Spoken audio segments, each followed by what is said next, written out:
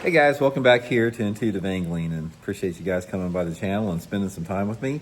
Guys, today going to have a little conversation on what you learn as you go through life. I'm going to talk about what I know now at age 64 that I did not know at age 24 about bass fishing.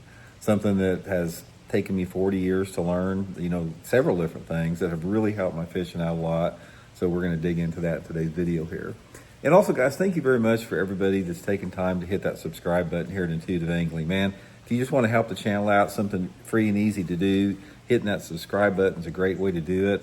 We also got channel memberships. If you'd like to support the channel like that, we got Patreon memberships. Got all the links I have in every video description that can help the channel out. So big thank you from me and my family for everybody that continues to support Intuitive Angling here. Okay, guys, one of the things about bass fishing is it's an ongoing learning process. We're all students. I don't care how long you've been doing it. If you've been doing it like me for over 50 years, or if you just got into it, you are a perpetual student in the sport. And I like to sort of equate it to building a house a little bit. Some people are just getting started on their journey in bass fishing, and they're putting down their first brick in the house, and other people are finishing up the roof. They've been into it a long time. But along the way, you learn a lot. And you learn a lot from your successes and your failures both, pretty much equally. I think that I've probably learned as much about, what to do in bass fishing, about from having bad tournaments and tough days on the water as I had good ones. So I sort of want to touch a little bit on some highlights of some things that I have learned that I know now at age 64 that I did not know at age 24 that kept me from catching a lot of fish. Okay, the first thing you want to talk about is you have got to be able to assess the potential that an area has as far as how many fish are in there, how long you need to spend at it. And this is something that takes a long time, because in order to assess the potential of an area, you have to go through decades of different seasons, seasonal patterns, seasonal movements of fish, because determining the best area, it depends on a lot of factors. It depends on the time of year, the month of the year. It depends on the weather patterns that come through that particular area. Depends on things like water clarity, water temperature. Depends on fishing pressure. There's a lot of different things with that.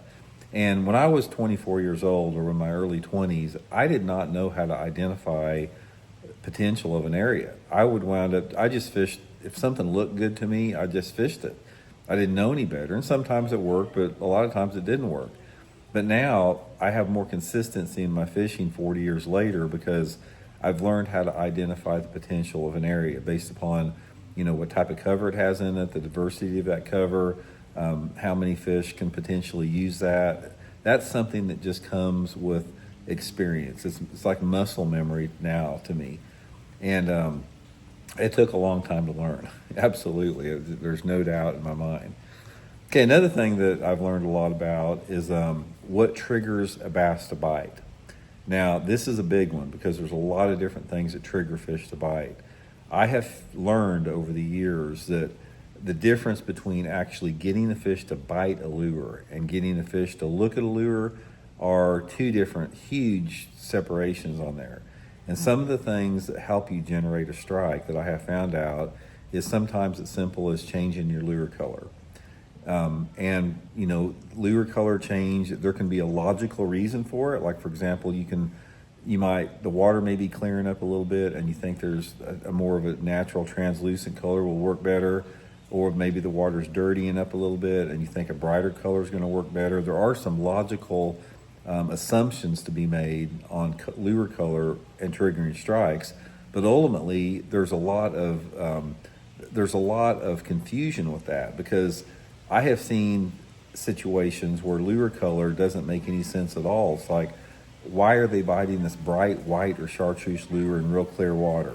Or why are we catching fish on this translucent watermelon worm in muddy water? There's always exceptions to that rule, but that is one thing that I've learned a lot, is by experimenting and adjusting and changing your bait colors can be a big thing in triggering strikes. Another thing that helps with that is your lure category and your lure profile. Talk a little bit separately. The lure profile of a bait has a lot to do in terms of generating a strike, in terms of size. Now, sometimes they want a small bait, sometimes they want a medium bait, sometimes they want a big bait. Various reasons for that. Sometimes in heavy fishing pressure, you need to downsize. Sometimes when the fish are really aggressive and you got some really conducive weather conditions that make them active, a bigger bait's going to work better. Sometimes that works in reverse. Sometimes the bigger bait will work better because it triggers a reaction strike. Again, you just sort of have to experiment with that as far as that complete lure profile. Lure category has a lot to do with generating strikes. One of the things that I have learned a lot at my age now that I did not know when I was in my early 20s there is that there are things that you have to figure out the mood of a bass as far as if a bass is in a chasing mood or a non-chasing mood. This is one of the most important questions that you have to ask yourself every day on the water. You have to figure this out if a bass wants to chase or if a bass does not want to chase. And this can be due to a lot of different factors. One of the things that will reduce a bass's urge to chase a lot is fishing pressure. If you have a lot of activity on a lake, like a lot of boat noise, a lot of outboard motor, trolling motor noises, a lot of people fishing, a lot of people running around on pontoons or wake boats, those fish don't want to chase. And a lot of times they want to stay on the bottom, and the bottom lure is better. Sometimes, based upon different type of weather patterns, they are actively chasing. It could be low light conditions coupled with wind with the right water temperatures, right time of day. And in that situation, a moving bait will work good. Crankbait, spinnerbait, something like that. But don't think in terms of the type of bait that you need to want to use. Think in terms of determining if that fish is a chaser or a non-chaser or sort of in between. There's different levels to that. For example, a lot of times right before a front rolls in, they are in a chasing mode. It's like the barometric pressure's falling, it's windy, low light conditions, and they're chasing. Next day, cold front rolls through, gets bluebird sky, wind dies down, and they're not chasing. They just want to hunker down on the bottom.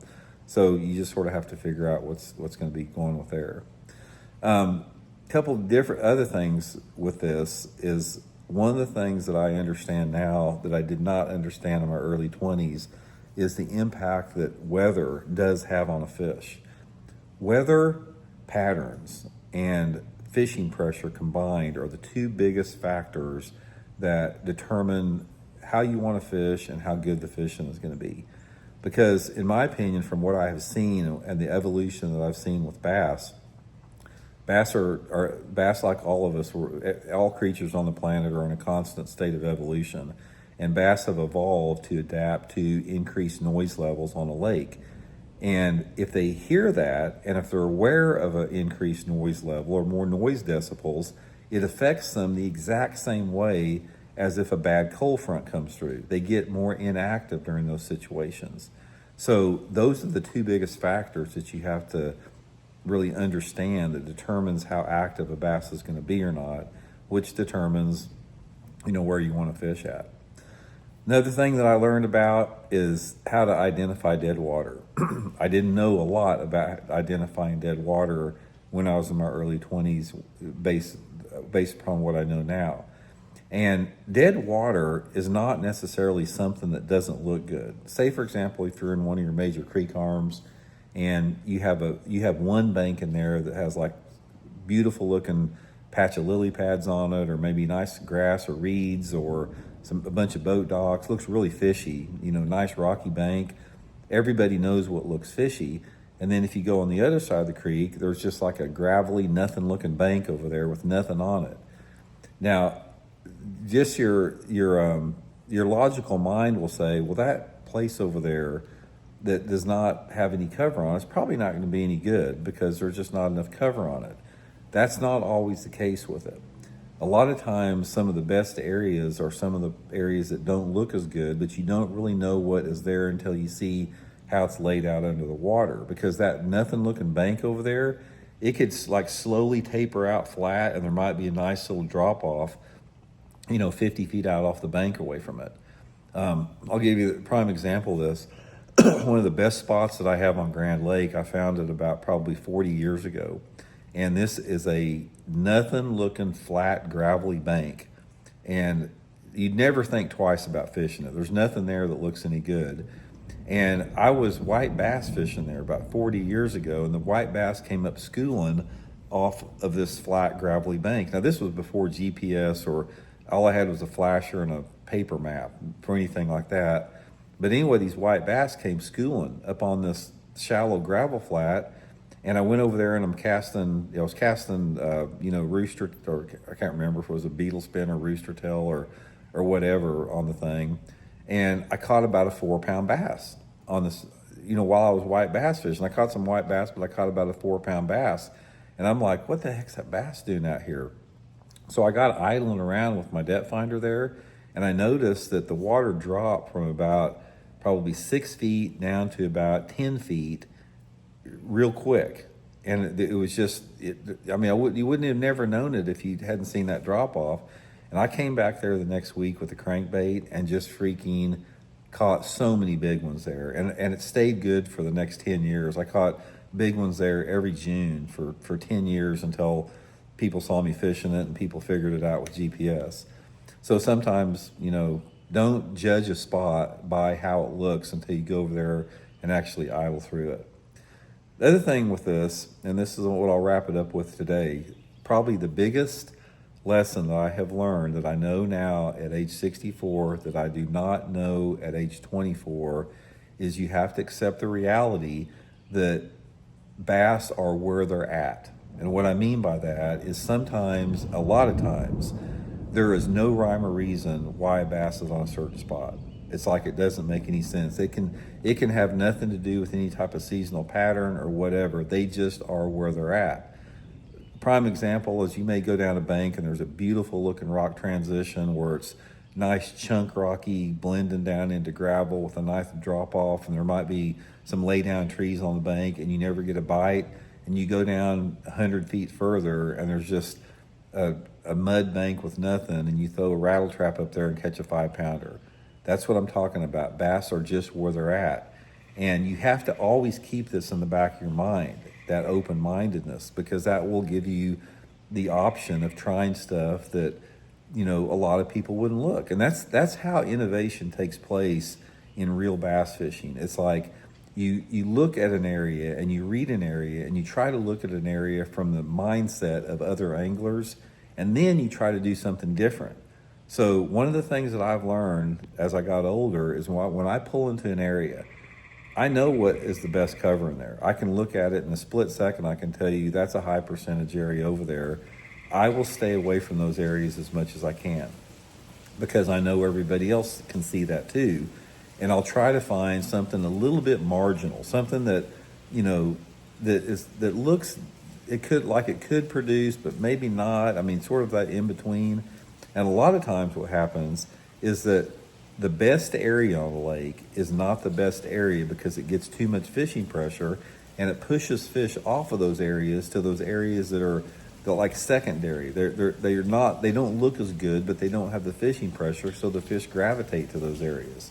So that's another thing to remember. And this is just skimming the surface, guys. I could talk for hours about this topic, about things that I know now, but that's just some of the biggies I wanted to share with you guys that I think will help you catch some more fish. So anyway, guys, hope you're well. Thanks for tuning in. We'll talk later.